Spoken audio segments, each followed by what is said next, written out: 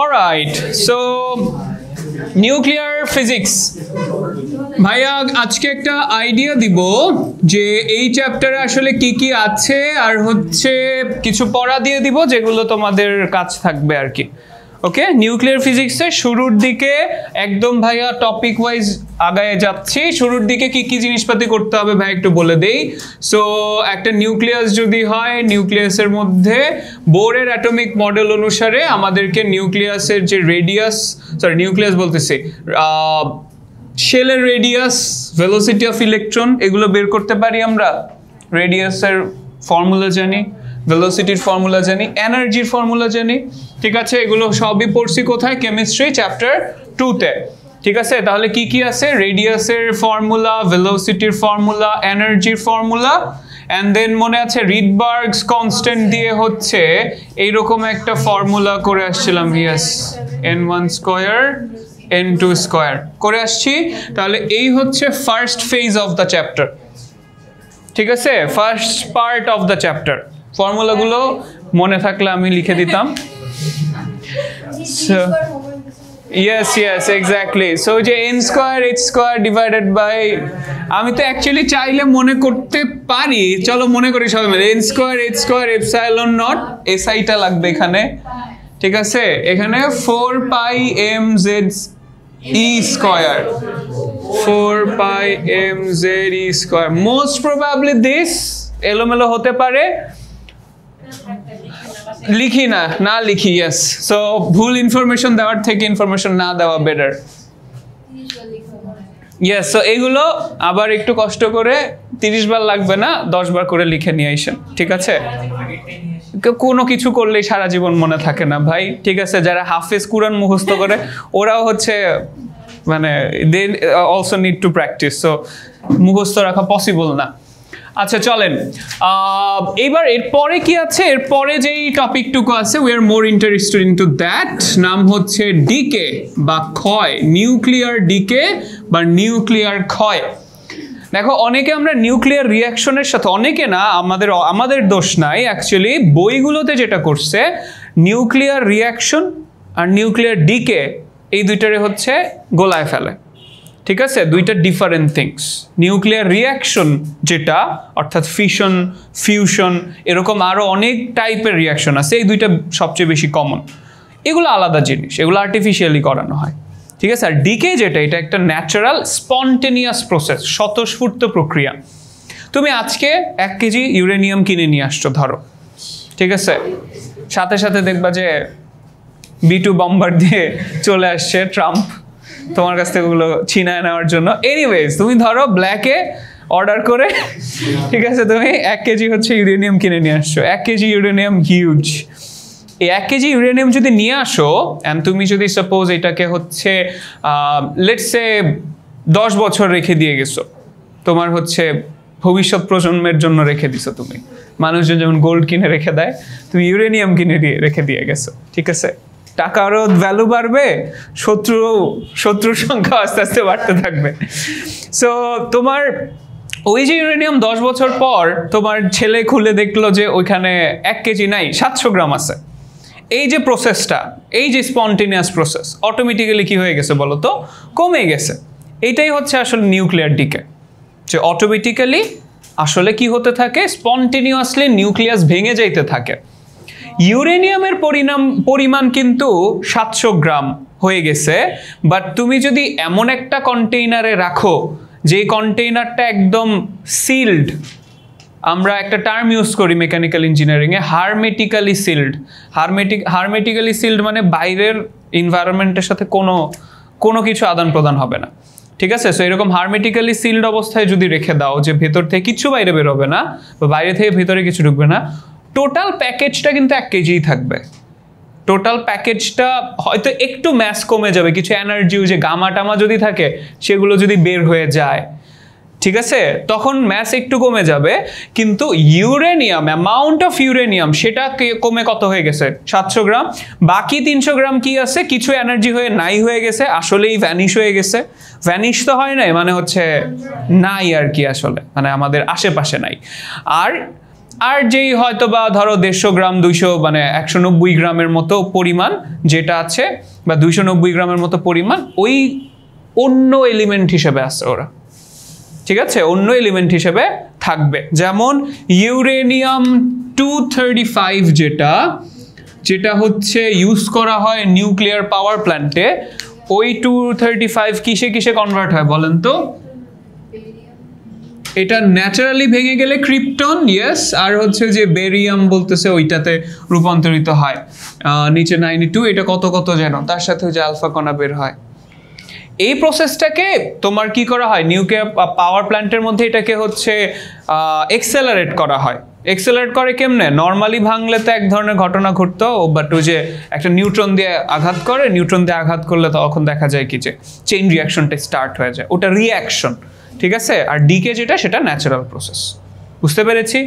আচ্ছা, so decay এর জন্য কিভাবে কাজ করে ডিকে?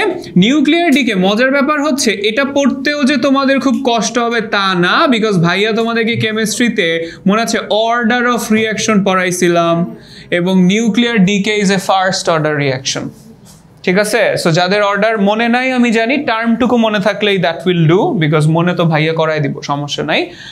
ওইটুকু মনে থাকলে সামনে আগাইতে থাকলে দেখবা যে সহজ লাগতেছে, অনেক অনেক সহজ টপিক।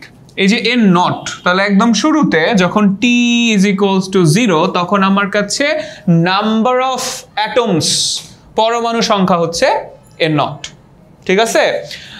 অ্যান্ড দেন এখান থেকে কিছু পরিমাণ ক্ষয় হয়ে গেল, ক্ষয় হয়ে হচ্ছে এখন নাম্বার অফ অ্যাটমস হচ্ছে কারো কি ওই যে এই কি জানি বলে এইটাকে, হ্যাঁ হ্যাঁ ট্রিপোফোবিয়া আছে কারো?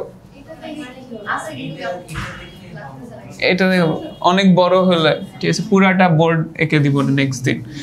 সো এখানে হচ্ছে এন নাম্বার আছে, ঠিক আছে, এন এখন রাইট নাও, এটা তো পাস্টের ঘটনা, ঠিক আছে। এখন ধরো এই যে এই অবস্থায় আছে বা সামথিং লাইক দিস, এই যে ক্ষয়টা হচ্ছে, এই ক্ষয়টা কিসের উপর ডিপেন্ড করে? অ্যান্ড আমরা জানতে চাচ্ছি যে ওকে ফাইন, আফটার টাইমটি, এই যে কিছু সময় পর এইখানে আসলে কতটুকু থাকবে, কিছু সময় পর আমার কাছে আর কতটুকু বাকি থাকবে, এই জিনিসটা যদি বের করতে চাই। এন মাইনাস এন নট, তো এখানে কতটুকু ক্ষয় হয়েছে, ঠিক আছে, আর এটা হচ্ছে এখন কতটুকু বাকি আছে, বুঝতে পারতেছি। তাইলে ঘটনা হচ্ছে এই যে ডিকে হচ্ছে, ডিকে কি আছে, একটা রেট আছে বা ডিকে হার আছে, ক্ষয়ের হার, ঠিক আছে, ক্ষয়ের হার, ক্ষয়ের হার। আচ্ছা, এই ক্ষয়ের হারটা কিসের উপর ডিপেন্ড করতে পারে? What do you think? একটা এক্সাম্পল দিই, ধরো আগুন জ্বলতেছে কোথাও একটা, আগুন যে জ্বলতেছে, আগুন জ্বলতেছে হচ্ছে কাঠ দিয়ে আগুন জ্বালাইছো তুমি, সেখানে হচ্ছে আরো কাঠ দিতেছো, ওকে। তাহলে একটু চিন্তা করে দেখো তো, নর্মালি আগুনের মধ্যে যত বেশি কাঠ দিবা তত বেশি আগুন জ্বলবে, তত বেশি পুড়বে। আর কাঠও যদি কম দাও, যারা লাকড়ির চুলায় রান্না করতে দেখছো, মানে অরিজিনালি ফুল টাইম রান্না করতে দেখছো, তারা দেখবা যে লাকড়ির চুলায় বলো তো হিট বাড়ায় কমায় কিভাবে? কাঠ বাড়ায় দেয়, তখন হিট বাড়ে, ঠিক আছে, বাতাস দেয় যেন জ্বলে আর কি। আবার ধরো যখন কমানো দরকার তখন কি করে দেয়? কাঠ বের করে দেয়। তার মানে রিঅ্যাক্টেন্টের পরিমাণের উপরে আসলে রিঅ্যাকশন রেট ডিপেন্ড করে, রিঅ্যাক্টেন্টের পরিমাণের উপর। কাঠ ওখানে রিঅ্যাক্টেন্ট আগুন জ্বালানোর জন্য, তাই না? সো এই যে রিঅ্যাক্টেন্টের যে পরিমাণ আছে সেটার উপর ডিপেন্ড করে।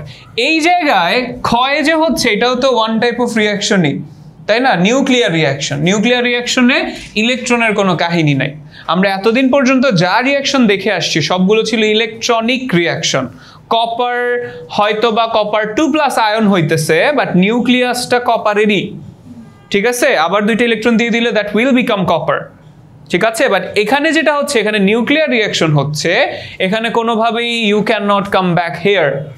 আসতে পারা হয়তো পসিবল, মানে বাট এখনো পর্যন্ত আবিষ্কার হয় নাই দুইটা নিউক্লিয়াস ফিউজ করে, এত বড় বড় নিউক্লিয়াস ফিউজ করে আরো বড় নিউক্লিয়াস বানানোর মতো প্রসেস আবিষ্কার হয় না। ফিউশন রিঅ্যাকশন যেটা, সেখানে হচ্ছে ওই যে আমরা দেখছি যে ডিউটোরিয়াম আর ট্রিটিয়াম, হাইড্রোজেনের যে আইসোটোপস আছে ওদেরকে যোগ করে, ছোট ছোট পরমাণু যোগ করে আর মানে আরেকটা হাইড্রোজেনই বানায়, সরি হিলিয়াম বানায়, যেটাও ছোট, ঠিক আছে। বাট একদম 235 নিউক্লিয়ন্স বিশিষ্ট নিউক্লিয়াস জোড়া লাগানোর পদ্ধতি এখন আবিষ্কার হয় নাই। আচ্ছা, ব্যাক টু আওয়ার টপিক। তাহলে ক্ষয়ের যে হারটা আছে বা ডিকে রেট বা রেট অফ ডিকে, এইটা is proportional to n number of atoms present at the moment. ওই মোমেন্টে যতগুলো নাম্বার আছে, অ্যাটম আছে, সেটার সমানুপাতিক। ওই যে কাঠ যতগুলো আছে ওইটার সাথে আগুনটা হচ্ছে তার সমানুপাতিক। কাঠ বেশি মানে আগুন বেশি, কাঠ যদি কম থাকে আগুন কি থাকবে? কম থাকবে।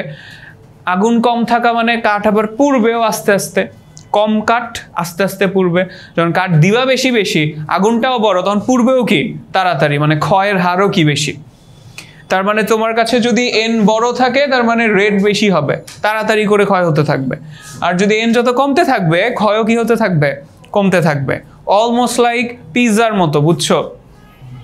পিৎজা খাওয়ার টাইমে if you can relate, pizza খাওয়ার টাইমে তুমি দেখবা যে শুরুর যে পিসটা সেটা একদম খাওয়া হয়ে যায়, ঠিক আছে, মানে জাস্ট নিয়েই হচ্ছে খেয়ে ফেলো। যখন দেখো যে লেটস সে আর 2টা বা 3টা স্লাইস বাকি আছে, তখন দেখবো যে ওই একটা স্লাইস খাইতে অনেক সময় লাগতেছে, right? Same thing happens for, তুমি যদি পপকর্ন খাও, ঠিক আছে, পপকর্ন খাওয়ার সময় দেখবে শুরুতে গপ গপ করে খাচ্ছ, যখন কমে যাচ্ছে তখন আস্তে আস্তে একটা একটা করে, এক্স্যাক্টলি লাস্ট করাইতে হবে বেশিক্ষণ। তো এইখানে হচ্ছে এক্স্যাক্টলি ওই রকম ঘটনা, বুঝতে পারতেছেন?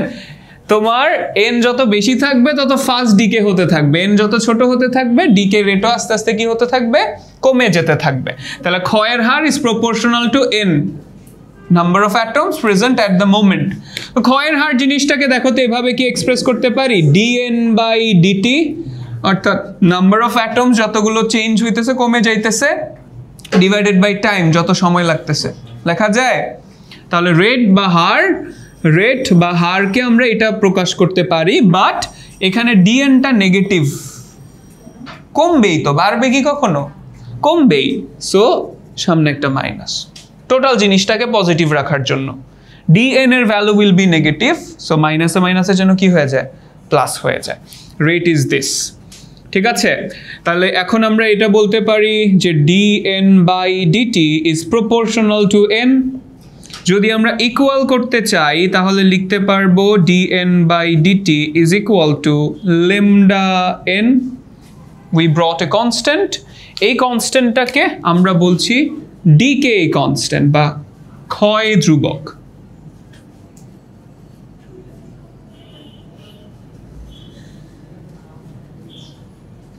ক্ষয় ধ্রুবকের যে ইউনিট, একটু তোমরা ভাইয়াকে হেল্প করো ইউনিটটা বের করার জন্য। ডিএন এর ইউনিট হচ্ছে কি? অ্যাটম, নস, number of atom, number of substance.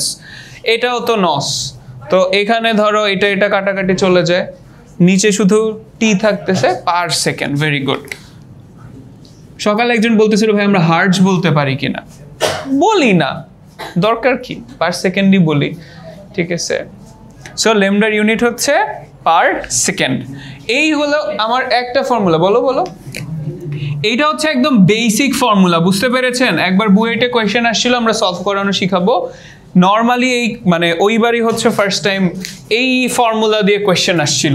Otherwise এটা এত বেসিক ফর্মুলা যে নর্মালি এটা দিয়ে কোয়েশ্চেন আসে না। ভাইয়া বলেন।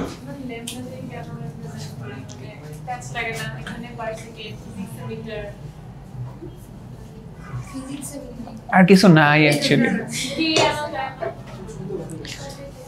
কে, we don't like K. Physicists don't like K that much. কেমিস্ট্রিতে। আচ্ছা, ওকে।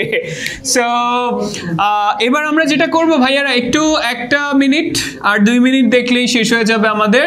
সো আমরা যে কাজ করব, ডিএন বাই এন করে দেই, এটা এক পাশে নিয়ে আসি, এন গুলো এক পাশে নিয়ে চলে আসি, আর এই পাশে মাইনাস দেখি এখানে ল্যামডা ডিটি।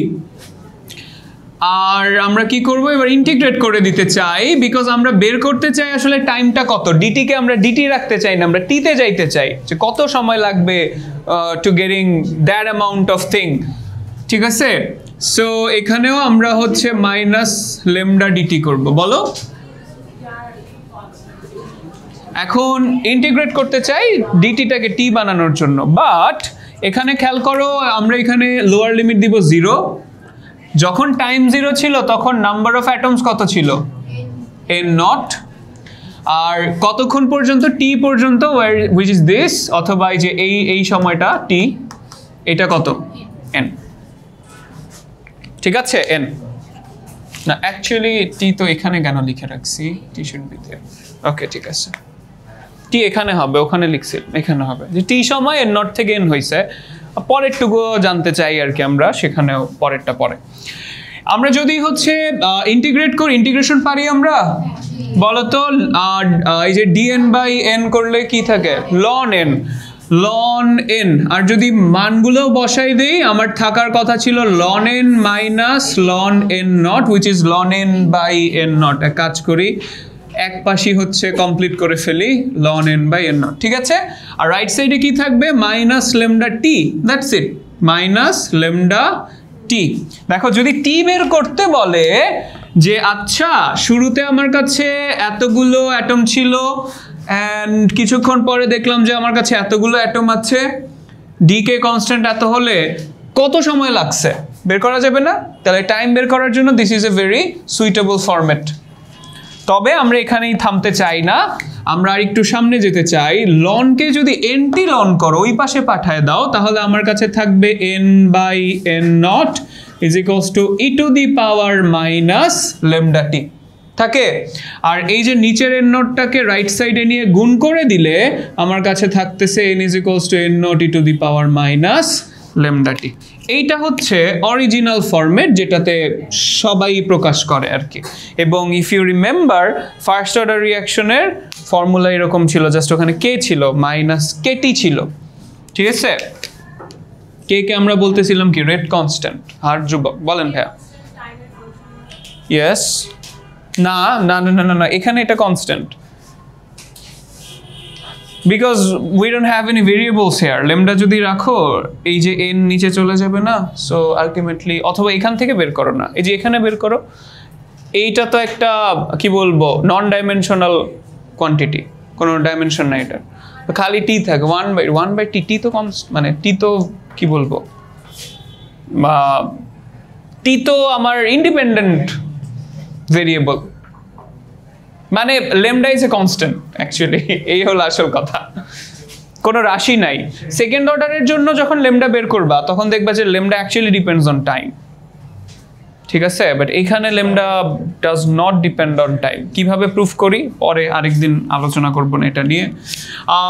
তাহলে ডিকে কনস্ট্যান্ট, টি হচ্ছে টাইম, কত সময় পর কথা বলতেছি সেটা।